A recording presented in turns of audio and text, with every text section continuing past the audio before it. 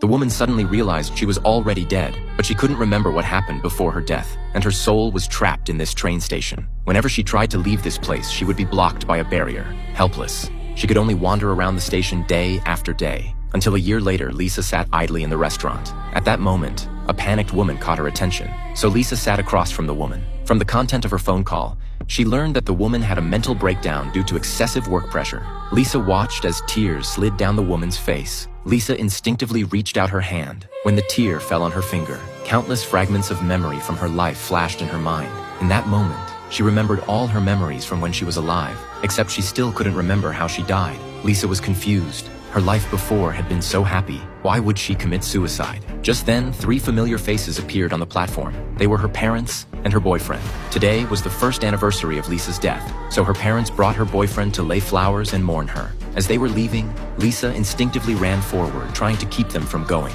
Unexpectedly, a miracle happened. This time she could easily pass through the barrier, which meant she could finally leave the train station. She suspected the disappearance of the barrier must be related to her parents and boyfriend. After watching her parents and boyfriend say goodbye and part ways, she chose to follow her boyfriend home. Soon, she followed him to the apartment she had bought when alive. But just as they entered the community yard, she noticed the downstairs neighbor staring strangely at her boyfriend.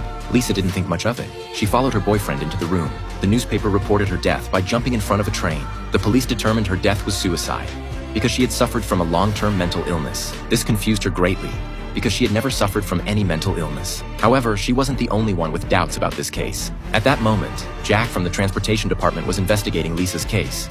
Although the police ultimately ruled Lisa's death a suicide, according to the records, Jack discovered Lisa hadn't left a suicide note before her death. Moreover, Lisa had climbed over a fence to enter the station that night. Obviously, this didn't seem like something a suicidal person would do. Jack stared at the station map, carefully observing. Finally, he found a breakthrough point in this case.